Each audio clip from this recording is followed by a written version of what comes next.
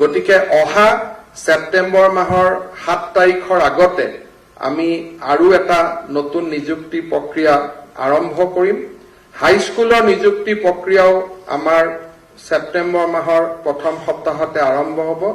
শিক্ষা বিভাগৰ ভিতৰতে ফেব্ৰুৱাৰী মাহৰ আগতে মুখ্যমন্ত্ৰী ডাঙৰীয়াৰ 50,000 লক্ষ্যটো চুবৰ কাৰণে আমি চেষ্টা কৰি আছো। যদি শিক্ষা বিভাগেদি ইমান নোৱাৰো অকণমান স্বাস্থ্য আৰু পুলিচ যোগ হৈ যাব, কিন্তু আমি লক্ষ্যত আমি অৱতীৰ্ণ হ'ম। এইটোৱে হৈছে যে প্ৰতিটো কথাই প্ৰতিটো সংকল্পই এইমছৰ পৰা আৰম্ভ কৰি মেডিকেল কলেজলৈকে, কৰোনা যুদ্ধৰ পৰা বানপানীলৈকে সপোন আৰু সংকল্পক বাস্তৱত ৰূপায়িত কৰাই আমাৰ লক্ষ্য।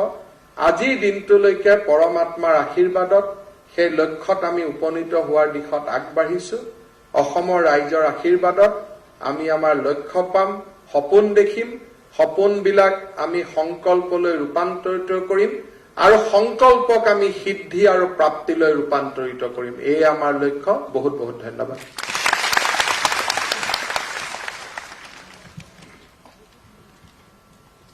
মাননীয় শিক্ষামন্ত্ৰী ডক্টৰ হিমন্ত বিশ্ব শৰ্মা মহোদয়ক ধন্যবাদ জ্ঞাপন কৰিছো।